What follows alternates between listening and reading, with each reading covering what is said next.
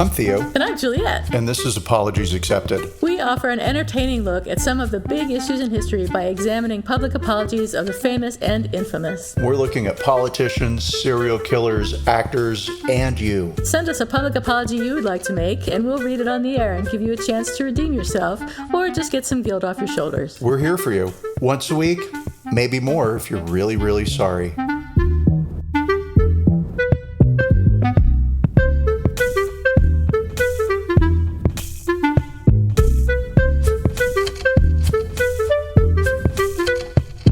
Hey, everybody. This is Apologies Accepted. The podcast. And I'm not Theo. And I'm not Juliet. And that's awesome. How are you, Theo? How's your week been? You've been super busy as usual. It has been so busy. And I know everybody is tired of hearing about how busy I have been moving because I am Braggy Braggerstein. And it's like, I'm moving and I'm so busy. And look at me move. Yeah, it's crazy. Within 2 days, I will be surrounded by an ocean of cardboard boxes and unpacking. So exciting. Exciting. Well, I love the new house. I love the new neighborhood. That's great. I'm kissing each stair goodbye. Every time I have to haul something downstairs, I have this little mantra that I'm like, this is the last time I will ever have to haul anything this heavy downstairs. Of course, it's a lie because I have a lot of heavy things to haul, but, it keeps me going. And then the movers will show up tomorrow, and they will be horrified by all the bullshit I have that has to be wrapped and packed. They will not. They've seen it all. Believe me. They won't even blink at your house. Your house is so nice and well organized and everything. They'll just be like, "Oh, this will be easy," and then they'll be your best friends forever. And then they'll find out that they were wrong because it's like, who has 72,000 Nightmare Before Christmas figurines? And each one has to be wrapped and packed in alphabetical order.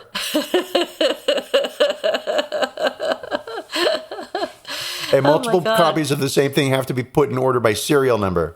Yeah. But you're doing a lot of the work yourself. It's like you're packing up your own plants and taking them with you, and you're packing up other things. And I forget what else I was going to say. Thanks for sharing that one. Oh, yeah, you painted your house on your own and your new house. And Jesus, do you know how expensive painters are? Oh, yeah, you do. I do know how expensive you just did a painters kitchen are. and a bathroom. Yeah. Well, I got mine done cheap because I got them done by the dudes at the corner at the paint store. Not literally. Wait a minute. You just go outside and hey, what are you guys doing? Pretty much. But that's not how I did it. But I got it done at almost those prices after getting a quote for $5,000 per room, which is insane. That is insane. I'm sorry. They were like, that'll be $35,000. And I was like, that'll be what? I don't even know if I have 7 rooms, but that was sort of what the quote was. So anyway, paint your own house, people. Oh, totally. Save that money. Yeah. Our quote was $5,000 just for the whole house. And we had a little bit of a family debate because James was like, oh, it'll be $1,000 to $1,500. And I was like, no, it'll be $2,500 to $3,000. And we were both wrong. Yeah, you were. Yeah. So we learned. Wow. So you did it yourself. And it only took you like a day and a half. I can't believe it. So we didn't do every room and we didn't do every wall. We did some accent walls and junk like that. And so that's all over. And honestly, I want you to take pictures and put them on the Instagram so that everyone can see your accent wall colors. There you go. We'll totally do that. Okay. I like that. But yeah. Another list of things ready to put on our to-do list. Well, and so that's me. All I have to talk about is cardboard boxes and moving, and that's boring. What about you? I'm not moving. I don't have a dog that requires a lot of attention. Lucky. I didn't just come back from Palm Springs. I've got basically nothing going on. I'm trying to decide if I want to go down to San Luis Obispo for the next weekend, or not. Yeah, you do. I did, but Brent can't go now because he's got to work, and it would just be me and the dog, and I'd have to figure out how to take food down there because it's not in an area where they deliver a lot of food or anything from restaurants or from Instacart or anything like that. So it just seems to be that it's becoming more of a headache than a fun time. So I might cancel and not go, but we'll see. Oh my God! I'm still planning on what? That sounds so amazing to me. I would just love to get in the car and go somewhere for a couple of days with the dog. You just don't want to finish packing. Hey, I'll do that instead. You just went to Palm Springs and you went to Hawaii. I know, but it doesn't count because I'm moving. And so there's all this stress now, Yeah. That relieves prior stress. This is a new stress. Yeah. So. But other than that, the only thing I've been doing is working. So I've just been working my butt off. That's about it. I started running again. I think I told you that last time. Did I tell you that last time? Right. Yeah, so I'm still doing it. I'm up to half a mile now. I think the last time we talked, I was running a block. So now I'm running half a mile, and I'm starting to get shin splints, which is hilarious. But I think it's the new shoes, which sucks because I bought these shoes because my other shoes were bricks, as you might recall. And now I have new shoes that are fabulous. They're not bricks, but I'm getting shin splints. So I might have to break down and go to the sports basement and actually see some shoes in person before I buy them. And or you could what could you do? You don't need to really go to an orthopedic surgeon to talk to them about I'm running Good and Lord, I'm getting. I hope not. Well, I could go to a running store and they'll analyze your stride and they'll put you on video and you can watch the way you run and they'll look at that and give you the right kind of shoes that you need. I kind of know the kind of shoes that I need. I just need to try them on. So that's all. Isn't it amazing how we get in our own way sometimes? Oh, for real. So for real. I'm glad the solution's so easy. It is, right? Except I'm not going to do it. Right. It sounds like I'm mocking you. I'm not mocking you. I am with you in solidarity. I totally get it.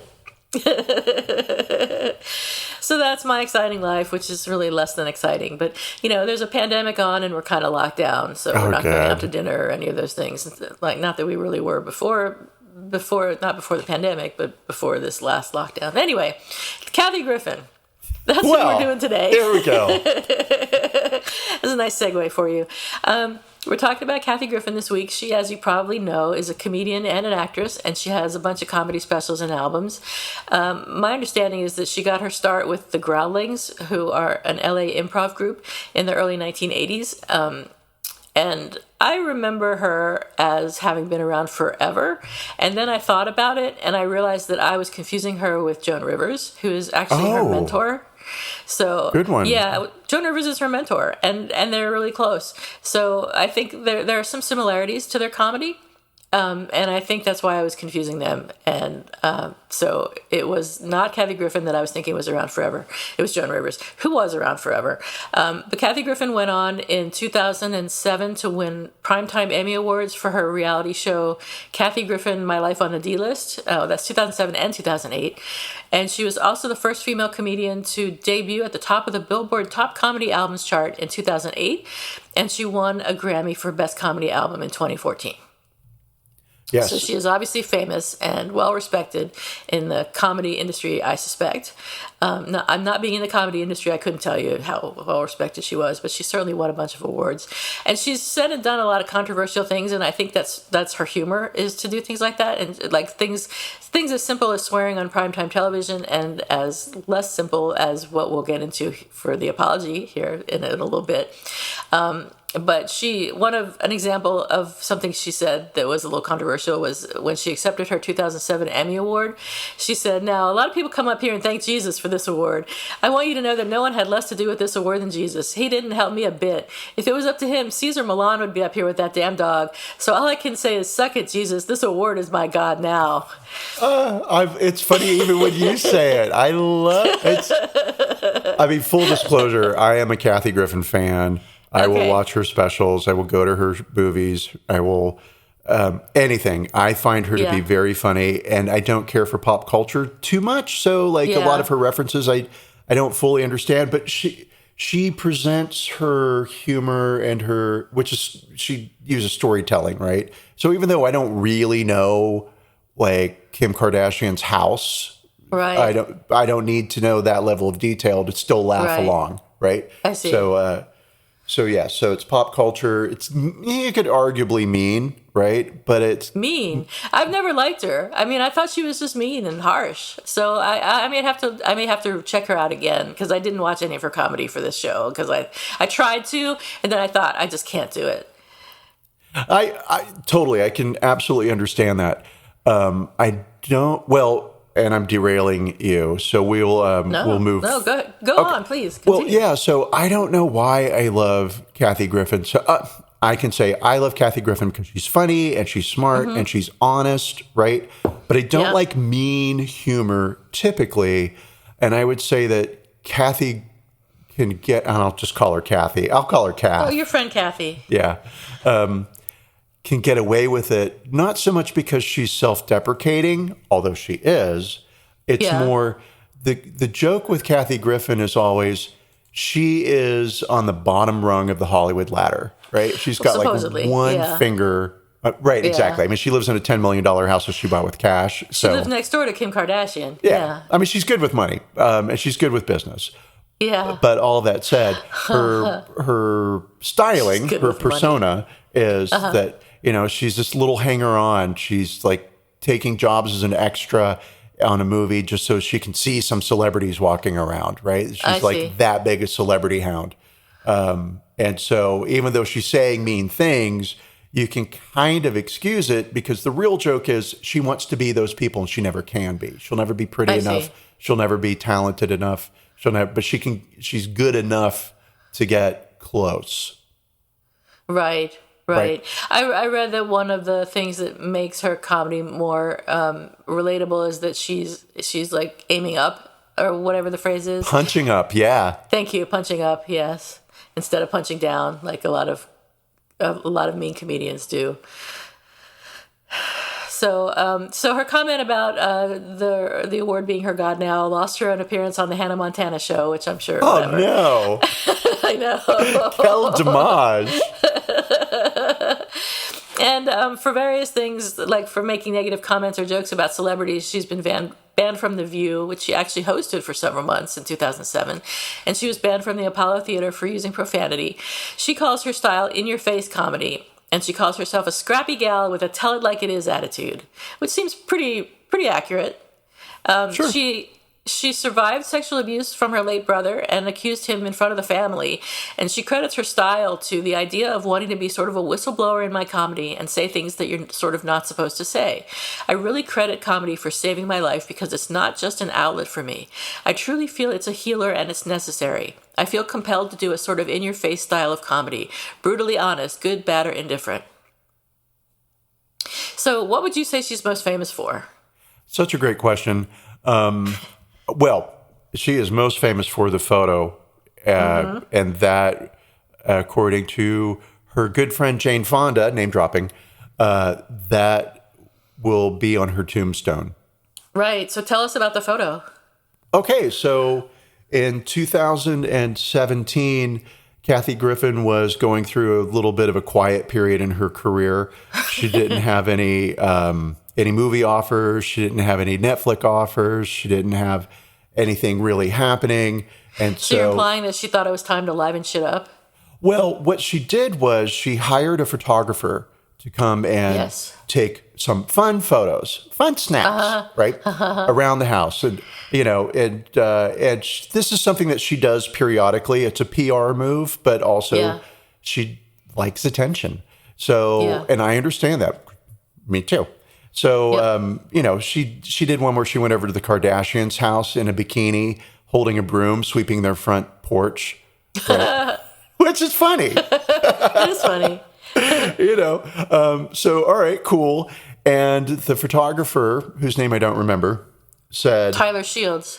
Thank you. Said, hey, let's do something that's a little provocative. Let's do something that, was bold and will make a statement. And so she sent her assistant out to a Halloween store to get some props, but look for some Trump stuff because she wanted to do something political.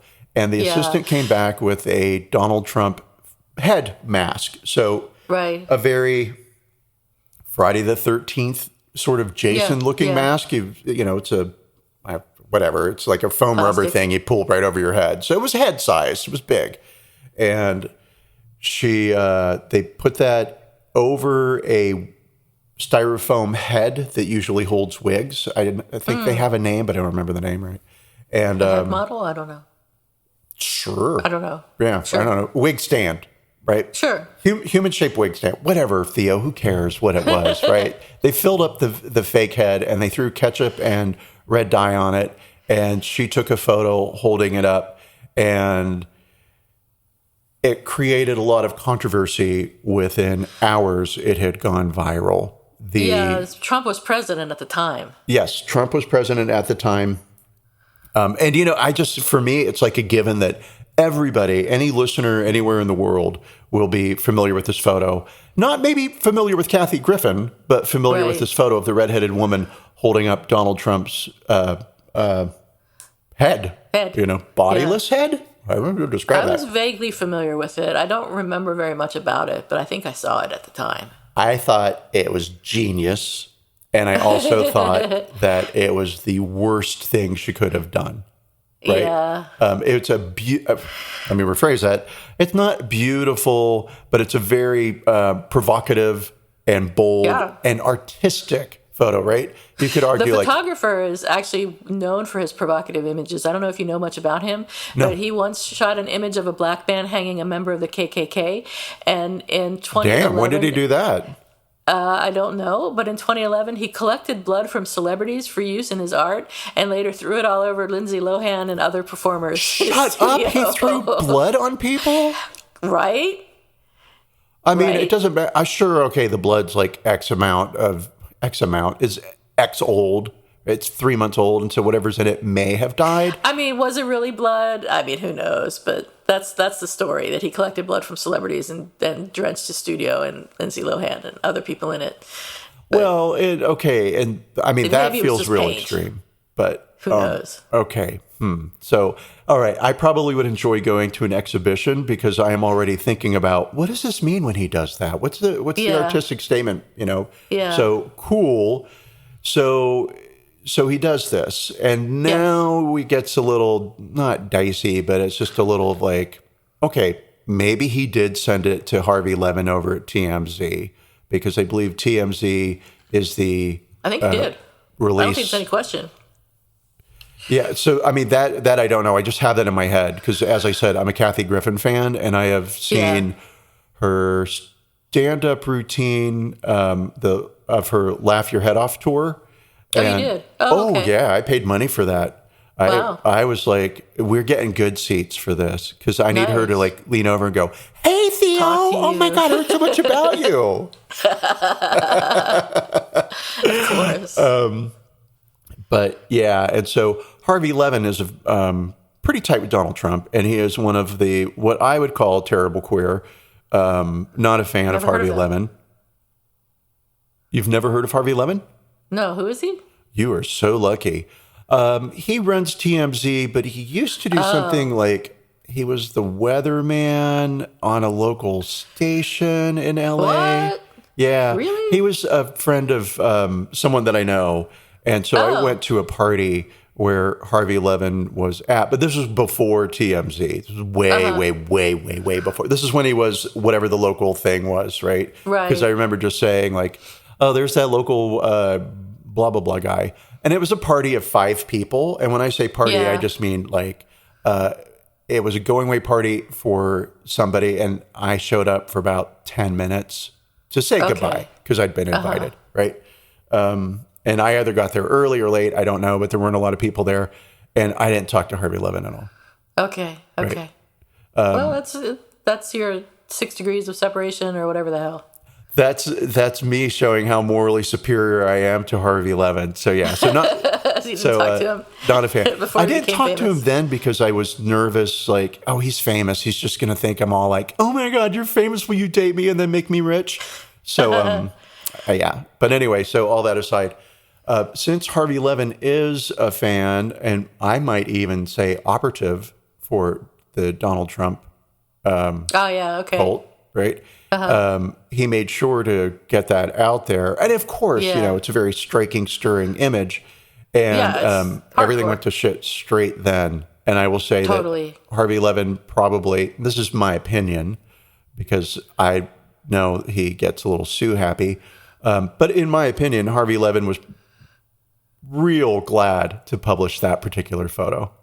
Probably, yeah. Well, so to take sort of half a step back, one of the reasons that they made this particular image was because, according to Kathy Griffin anyway, she had been mad at Trump for some stuff he said about the Fox News host Megyn Kelly after she had grilled him about his history of sexist comments in the first presidential debate in 2015. Trump had said after that, he said, you could see there was blood coming out of her eyes, blood coming out of her wherever, which is obnoxious as hell.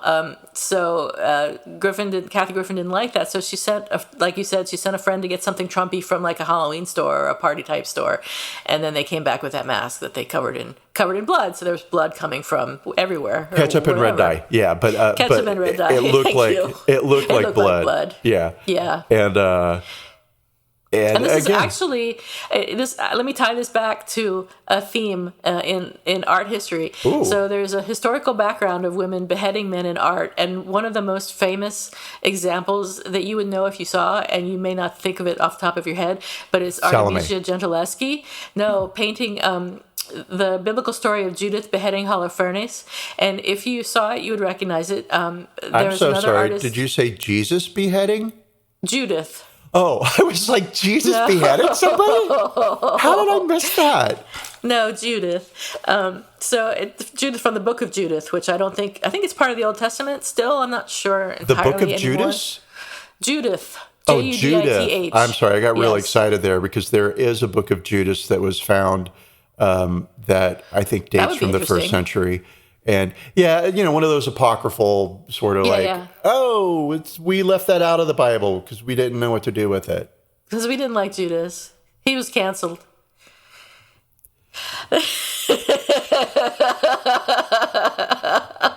Oh, I'm sorry. I just heard the elevator doors to hell ding open, Juliet. I think the doorman's beckoning you.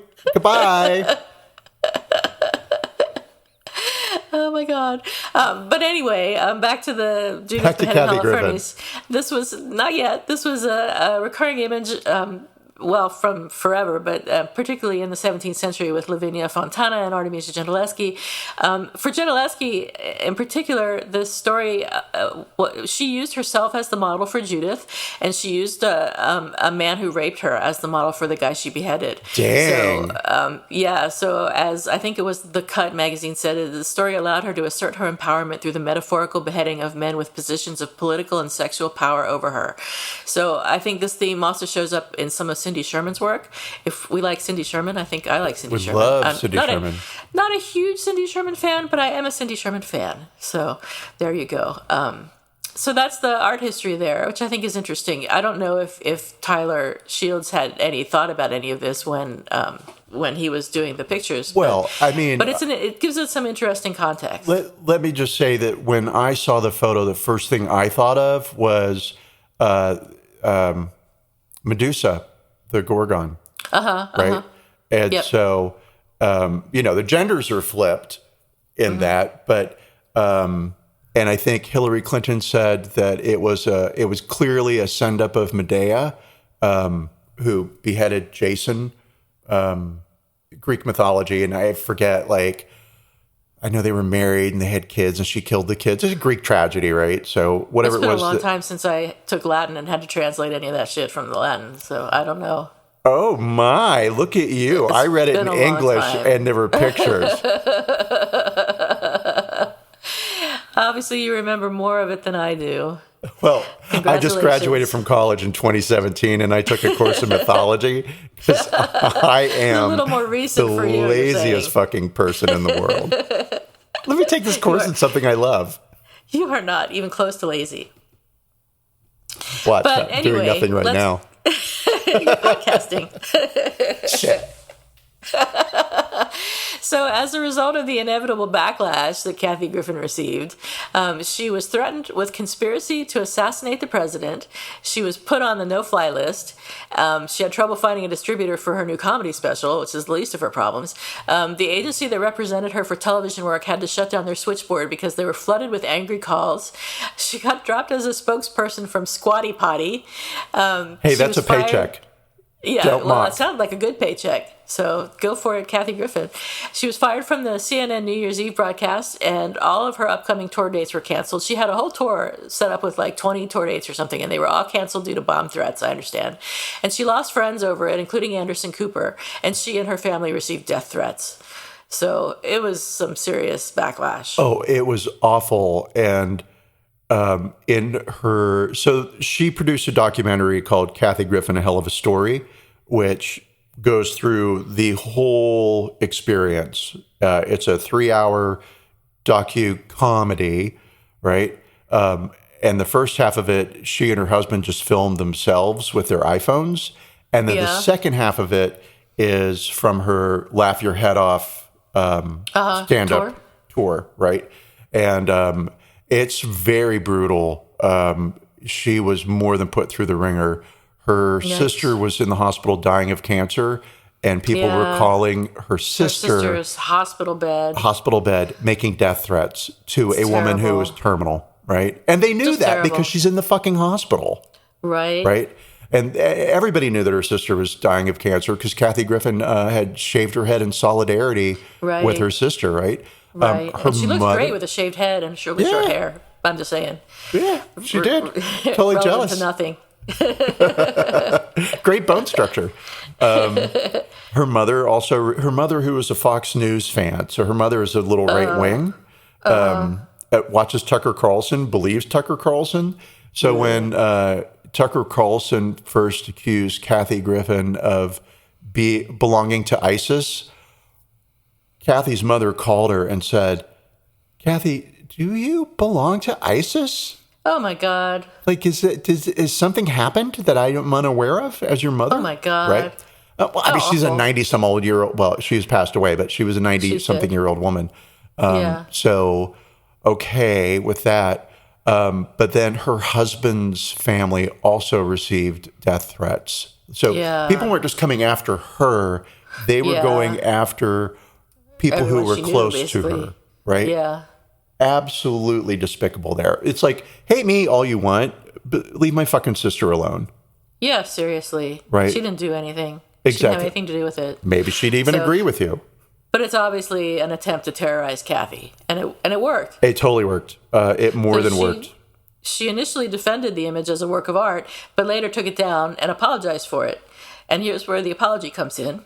She said, "Hey everybody, it's me, Kathy Griffin. I sincerely apologize. I'm just now seeing the reaction of these images. I'm a comic. I cross the line. I move the line, then I cross it.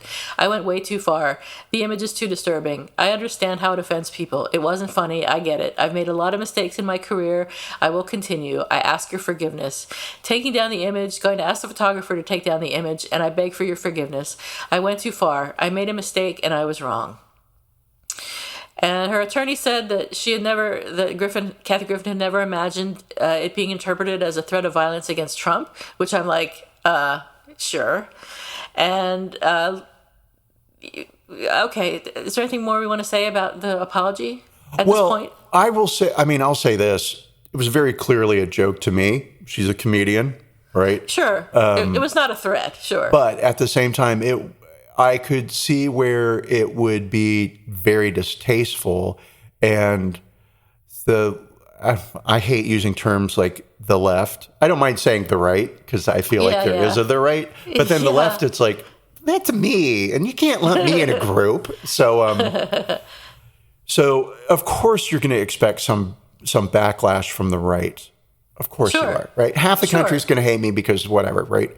But then when her friends, when fellow liberals were, "Oh no, can't have anything to do with you."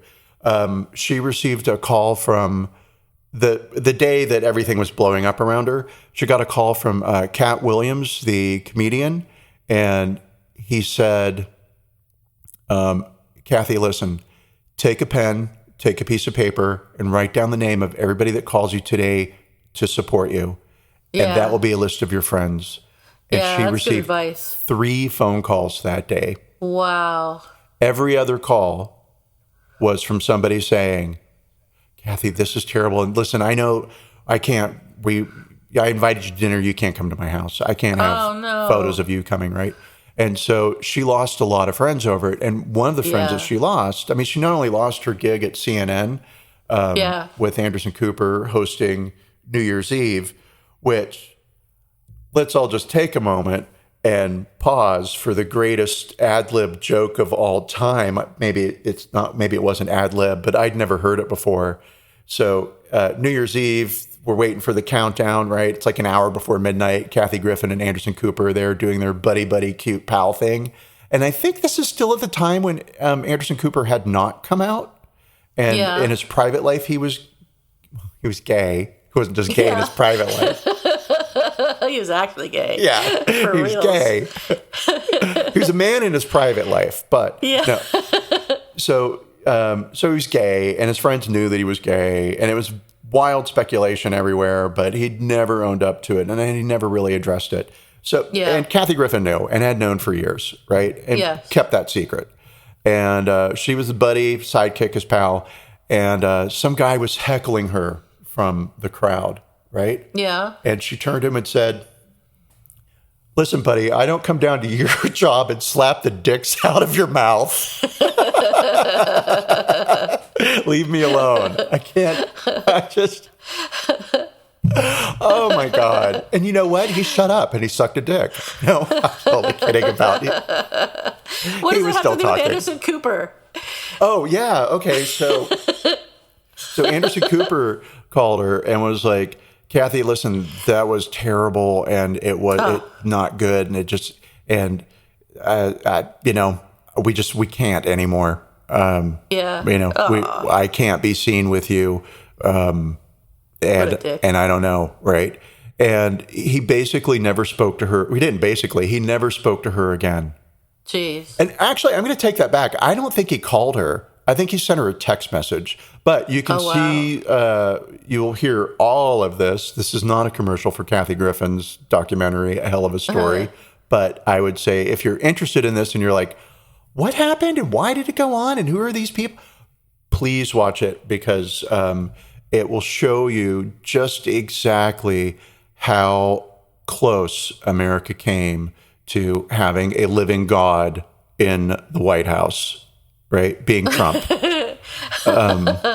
Yikes. Terrible. Because although the left was turning on her, right, and her friends were dropping her because, they're not only super anti-American, but like, ooh. And I'm sorry, I'm not a Trump fan. It was a photo. It was fine. Maybe have not a celebrity holding the head up, but, let's have a child in Afghanistan. I don't know. Why should I be giving people ideas?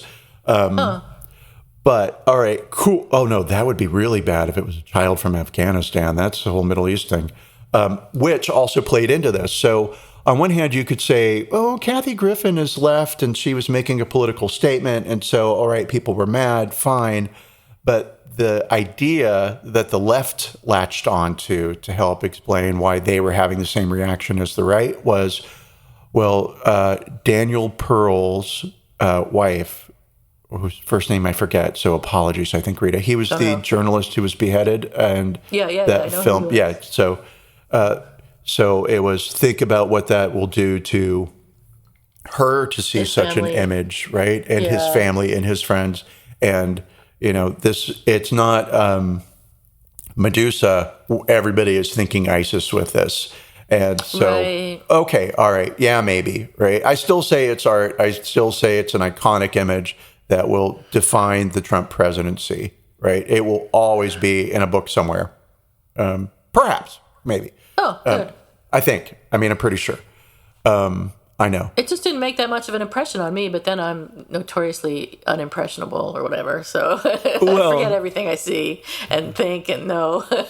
Well, and the right wing took this and ran with it, right? It did a couple of things. One, it fed a narrative of the left can't be trusted. They're as bad as ISIS. Look how they idolize ISIS, right? Sure. And I think, I'll just say that was essentially it. I could start theorizing, but that really seemed to be the big thing. By the way, total aside, do you know that there's a rumor going around in the right-wing media that Antifa stands for Anti-First Amendment? Oh, my God. That's so dumb. And people believe that. Jesus And so Christ. Kathy Griffin is being accused of belonging to Antifa, and she will get emails from people that say, "How dare you be against the First Amendment?"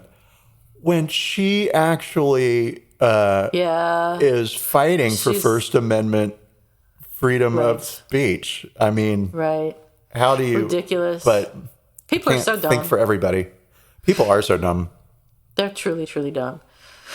So, Kathy Griffin made that apology, but later, I think first on Swedish television in November 2017, she took back her apology, and then she took it back again on The View, telling The View hosts that the photo was her statement about Trump's misogyny, and she no longer felt that she had gone too far. It's important, she said. The First Amendment is the First Amendment for a reason. So she's changed her mind. She's going to stand up for what she did. She then went on a tour, which was a world tour, not US, ex-US, called Laugh Your Head Off. And then in 2019 released the special called A Hell of a Story about her experiences, which is the special that you've been talking about, the 3-hour-long special that we should all watch. And she sold out Carnegie Hall. So yes, and she is the first and only solo female act to ever sell out Carnegie Hall 5 times. Wow, that's great. Good for her. That's quite the comeback. Well, I mean, it's a comeback, but then it's not, because nobody in the industry will hire her. She cannot get anybody to sign her for a deal or really give her airtime. She'll be interviewed all day long. Yeah. Right? But she cannot, she's not going to land any more acting television. roles. No, probably not for a little while yet. But I will say, and I know this from, she called me last night to help me with my show prep. Yeah. No, I heard a podcast, and she explained that she's taken her career in her own hands now. So she no longer has a manager. Oh, wow. Her agents dropped her. Wow. Yeah. Yeah, I don't know if she was with CAA or whatever, but I mean, she was with a name. I mean, like, it wasn't Marty Schloman in the back alley with the payphone, right? And just awful. Like, work dried up. So everything that she is doing under her own agency now. All on her own. On one hand, it doesn't seem like she needs anyone else. I mean, she's doing really well, right? Financially, she's doing really well. But it's not the finance that she needs. It's the, I don't want to say adulation, but I think she'd be the first one to say it's the adulation. And so it's a comeback, but it's a comeback that she's orchestrating herself without any behind the scenes help. So there's no, maybe there's a PR company working with her behind the scenes, but I don't think there is. She doesn't. She says it's all on her own. So her film is currently being played in theaters finally, and but she's not getting any of those cuts, right? And she's doing it just for the exposure. So she's not making money on any of her showings. She's just happy that it's out there. How can that be if she's doing it all on her own? How is she not making any money? I don't know. That's all that she said was I that get it. It's out in theaters worldwide, and not every theater, not everywhere, but you can get into a real theater to see it. But she's not making any money off of it. Now, for her not making any money off of that might be she's only making $3,000 a day. Yeah. Right? Or she's making zero. But I think this story will illustrate exactly the type of person / performer that she is when it comes to needing audience. I see. Needing attention. So when she was in LA, she was working as a co-star on a sitcom called Suddenly Susan with Brooke Shields.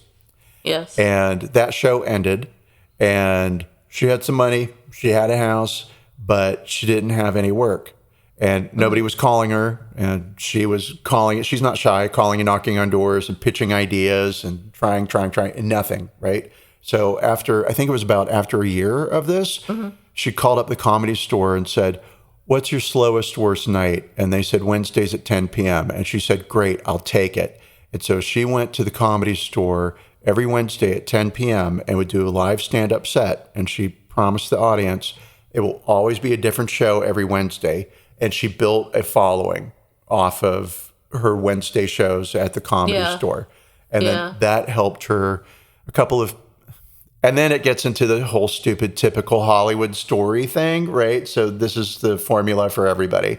And then a couple of producers came to her show because they heard some buzz and they saw her and they thought, well, you're kind of fun. It'd be fun to follow you around with a camera and see what your life is really like, because that's sort of what your comedy routine is about, your life.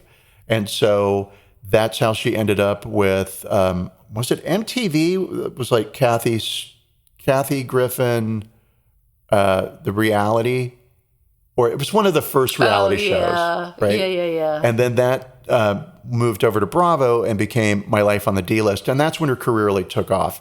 So she didn't get on to Suddenly Susan until she was 35 years old. So fame came rather late for her. And all of this has come even because there was a long quiet period, I guess is what I'm saying. But she was definitely the type of person who would go knock on a door and say, I will perform at your birthday party if you promise me there'll be 10 kids there. Wow. Okay. Yeah. So she's a hard worker. Hard worker, and what? And not afraid to get her hands dirty, I guess. Yeah. You know, when it comes to work. And also, I don't want to say humble, but like she gets it. You know, hey, nobody's hiring me. I better go make this happen. Right. So it's interesting then, though, that she is not sorry for what she did, even though it lost her all this attention and all this fame. And she, even on her 60th birthday, which was November 2020, November 4th, which was really close to election night, she reposted the picture of herself with the decapitated Trump head. Oh, I didn't realize that. She did. And she tweeted, it's not just that Trump corrupted the election exactly the way he said he would, post office, etc. It's that 66 million plus of my fellow Americans happily voted for racism, sexism, QAnon, insanity, pandemic denial, kids in cages, voter suppression, church over state, climate disaster. And this time, though, most responses to the repost of the photo were positive, according to the article that I read. Oh, I promise you 10 years from now, everyone's going to be like, oh, I love Kathy Griffin and I was a big supporter. And, you know, Anderson Cooper will, I mean, who knows, right? Who knows what he'll. Yeah, they'll be best friends again. Who knows? I mean, maybe yes and maybe no. Here I go. I'm making things up now. But this is based on a comment that Kathy Griffin made. So she said something about Brooke Shields, and they used to be really friendly. Because, I mean, they were co-stars together on a show. Yeah. And they knew each other. And Kathy Griffin was very excited to be working with a celebrity like Brooke Shields because she really is a celebrity hound. I love celebrities, right? So cool. And whatever it was that she said hurt Brooke Shields' feelings. And so Brooke said, not so much, Kathy. Bye. And Kathy Griffin says, I still love Brooke Shields. I understand why she doesn't want to speak with me and why she's angry with me. But that doesn't change the fact that I still love her.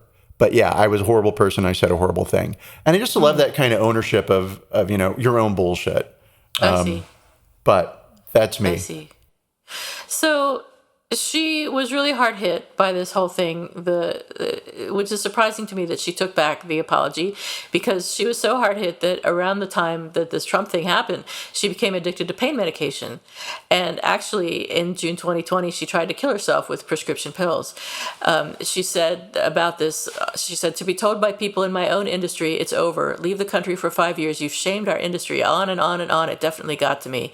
And so I got to the point where I kind of agreed, like, maybe it's time for me to go, and I've had a great life. I just thought, I'll just take a bunch of pills and I'll just go to sleep. Suicide became almost an obsessive thought. I started really convincing myself it was a good decision, she said. Terrible. That's hard. I mean, yeah, it is. And how much of that was the situation and how much of that was the addiction and how much of that was a combination of the two. I mean, it was all of it, I'm sure. And I will say that Kathy Griffin has always presented herself as sober. Yes. Right. Her parents. She never drank. Right. She never drank. Her parents, she will say quite freely, were Irish alcoholics, or Irish, as we just like to say. Right. And so she was always afraid that if she tried alcohol, that she would end up becoming an alcoholic immediately, that it ran in her family. and the prescription pain pills and Ambien kind of crept up on her. Right. I would say, I mean, she said in a very roundabout way that it crept up on her, but it was definitely exacerbated by all of the Trump stuff. Yeah, which is really unfortunate. And it just leaves me wondering what her real opinion is, I guess, because she was so upset that all this happened to her that she went on pills, but she took back the apology at the same time. So I don't know. I guess maybe it seems sort of inconsistent, but maybe it's not really inconsistent. I mean, you can want to be famous and still have some standards. You can still be human, probably. So interesting question, right? Because she made the apology, and at the time, I thought, oh, you shouldn't have apologized for it. Yeah. And I mean, not like this. And the apology that I saw was she was crying, her makeup was running. It was very, not to criticize, but let me say that if I had been her PR agent, I would have said, honey, we're going to do this apology like 5 or 10 times. Yeah. And then we're going to we'll go out and really do it, right? And we're going to take a couple of days because, yes, you should be sad, but this hysteria isn't, it's just going to help people realize, or not, let me rephrase that because I don't mean to help people realize, but it's going to affirm for people that their opinions were valid because, well, yeah, I'm mad at her and she knows it. And she really fucked up because look how much she's crying, right? She's hysterical with sorrow.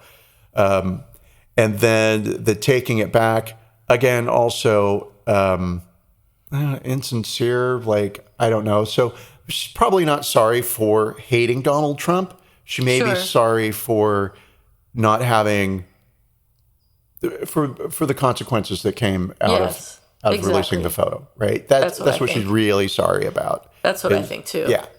It's not, I have, and I mean, maybe sorry that like she became so toxic that even people like Anderson Cooper couldn't be associated with her.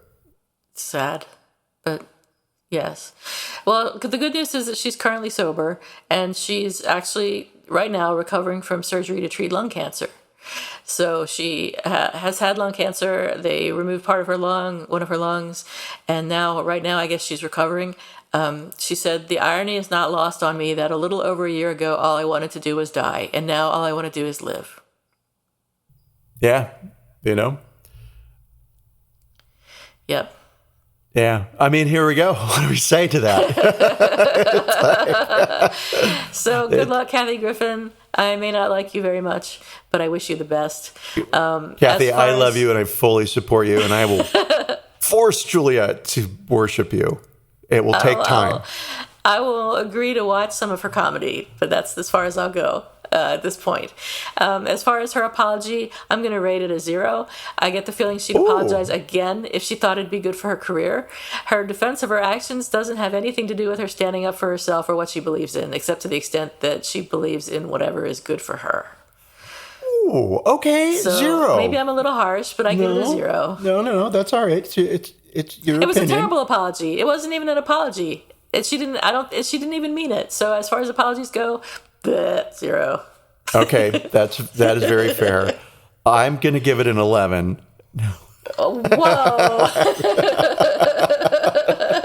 A 1,000, Juliet. She's getting 1,000. Holy crap. Amazing. She's getting the gold star of apologies. The best rating of any apology ever. Best of everything.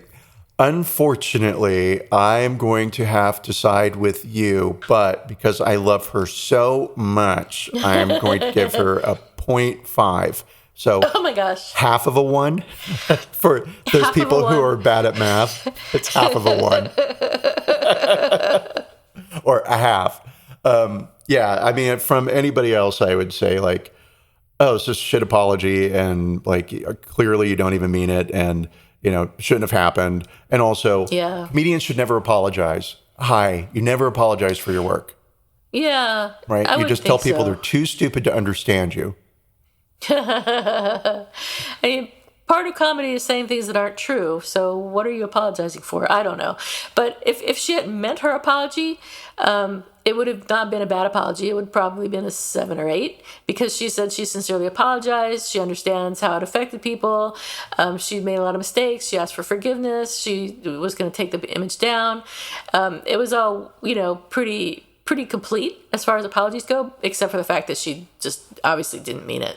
So that's why she gets a 0. Yeah. I mean, that's fair. It's the rules of the show, and we have to abide by the physics of the universe that we created. So the law of the apology. The law of the apology. Oh, I like that. The law of the apology. So yes, and sometimes somebody that you admire or love or respect or you vibe with, hi Genty, fuck up, will apologize, and sometimes you don't have to accept it, but you can still love them and vibe with them. Yep. So. Yep. Yeah, very, very insincere. It's unfortunate that, so while I might say like, oh, bad apology and all that, given what happened to her in terms of the Department of Justice investigating her under oath, the money that it has cost her in attorney's fees. Tons of money, that she was up for, what was it? Conspiracy to assassinate the president of the United States carries a lifetime sentence. Oh yeah, this is my big point, right? So, which I would have forgotten to make. So I'm glad that here we are. I'm glad you remembered it. Yes, I'm glad I remembered it because it is scary and it does show what can happen in authoritarian systems. And so, Kathy Griffin was never a fan of Donald Trump, and she'd known him for like 30 years because. Her show, My Life on the D-List, was affiliated with NBC. So she, as was Donald Trump's The Apprentice. Yeah. So they not only had run-ins, but like he hired her to roast him at his golf club. Wow. Right? I didn't know that. With Liza Minnelli. Oh my God. Really? Yeah. Liza Minnelli you mean performed. Barbra Streisand? Well, it was one of the three. I'm just going to say Liza Minnelli. I know who you mean. Other day, we were watching a movie. I forget what it was, but it was Halston. We were watching Halston. It wasn't a movie, it's a series, right? It's all right. Yeah. It's all right. And he's really good friends with Liza Minnelli, or he was really good friends with Liza Minnelli, right? And we're watching it, and I'm watching In and Out, and the actress who's playing Liza Minnelli is really good because she's not doing an imitation. And so I was like, I've been making fun of Liza Minnelli all this time just for the hell of it, but she's actually really cool. Like, I'd want her to be my friend. I love her, right? Yeah. And so one of the scenes, Halston gets his phone call, and he breaks down sobbing. He's in hysterical tears, right? Aww. And I turned to James and I said, oh no, Liza Minnelli must have died. And he said, she's still alive.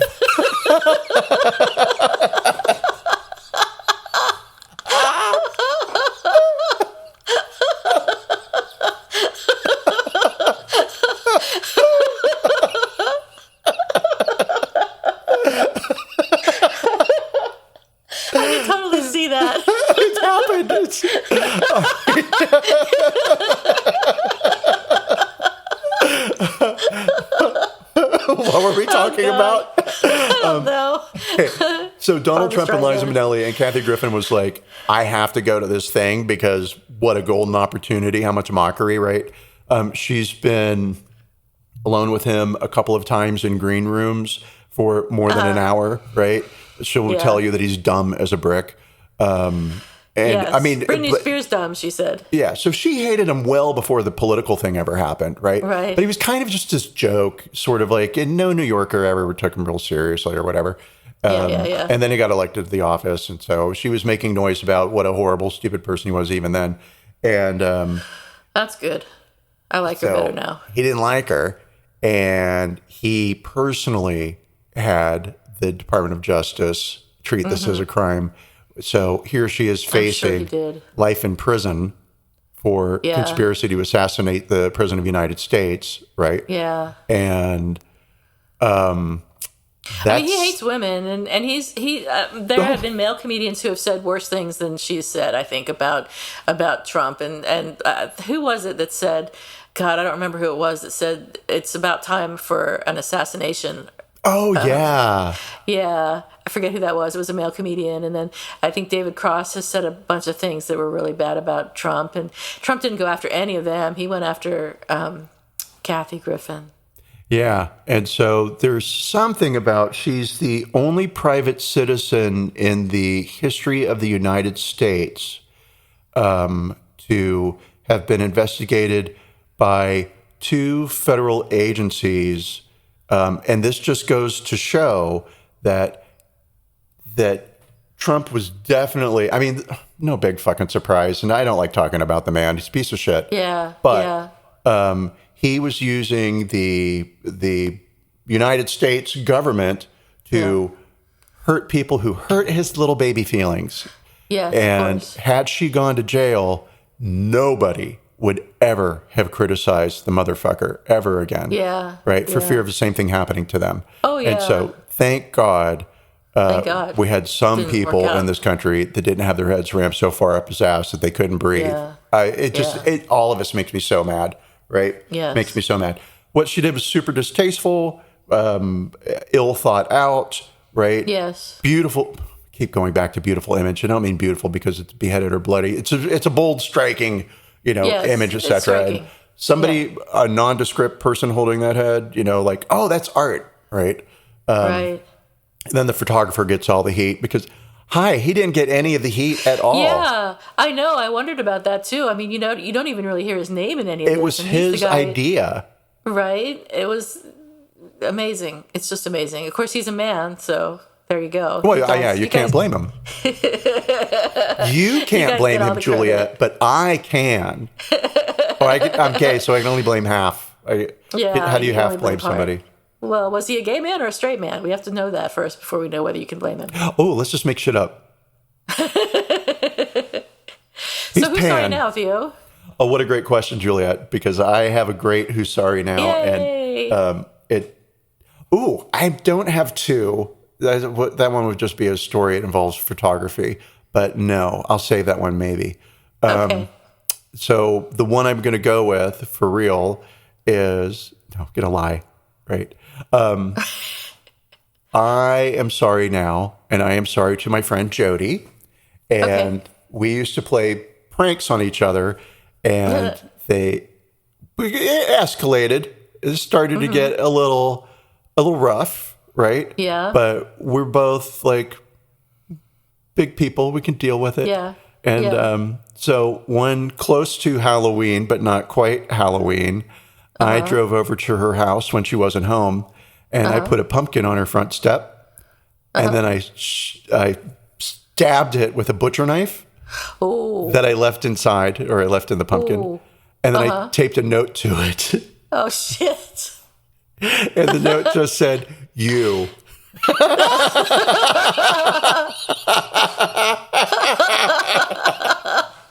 Oh my God. I still can't breathe. Oh, it's the funniest. And so Jody came home from work as a school teacher. No. Oh, I shouldn't be giving all this away, but it's totally fine. And saw it. Oh no. It says a lot about Jody. She didn't know who did it.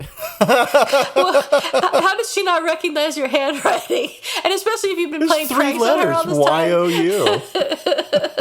I would recognize your handwriting. You would, totally, I know. You wouldn't even there's a pumpkin with a knife in it. Theo's here. Who of these my many fans have left this for me? So, so my apology to Jody is I'm sorry. I thought it was funny. I still do. But I can appreciate that she didn't really know who did it, and it made her very nervous for a bit, and that must have been scary. Oh my God, poor thing.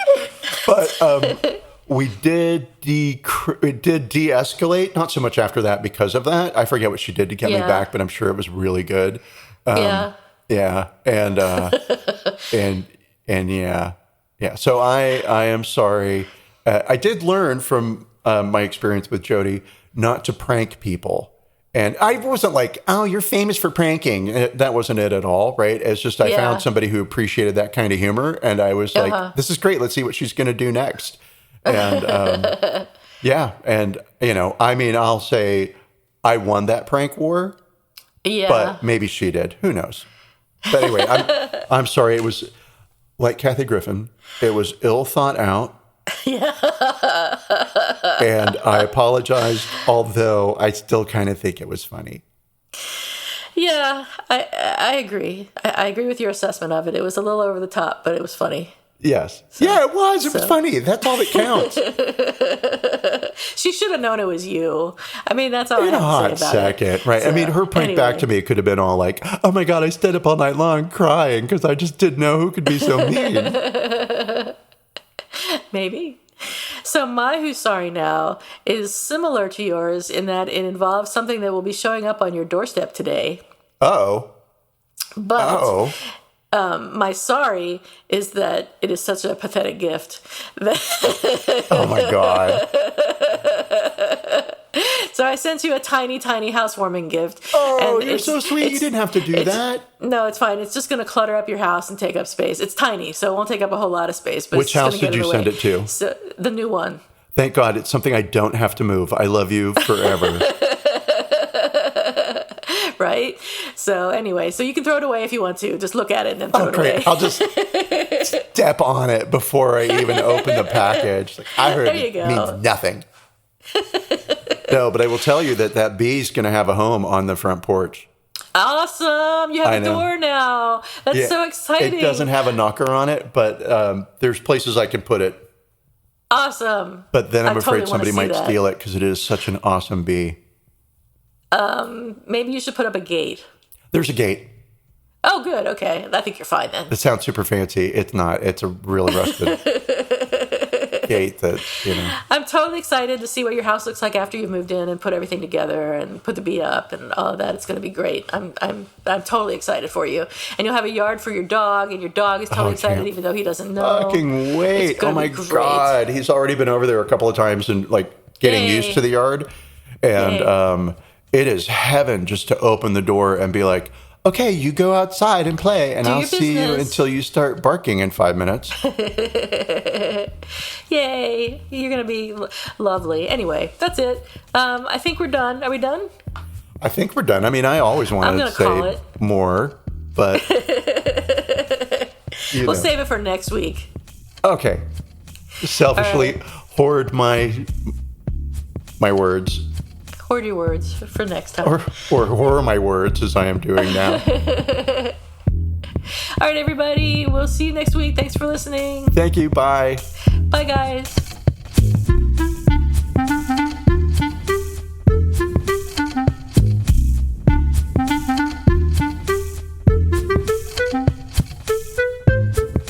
Thank you for listening to Apologies Accepted, the podcast. You can find links to the articles and the sources in the show notes. To submit an apology or find out more, visit us at apologiesaccepted.net, where you can also find our merchandise. We're on Twitter at Apologies Accepted. And on Instagram at apologies.accepted. You can support our important work at Patreon.com/Apologies Accepted. And fuck Facebook. Bye. Bye.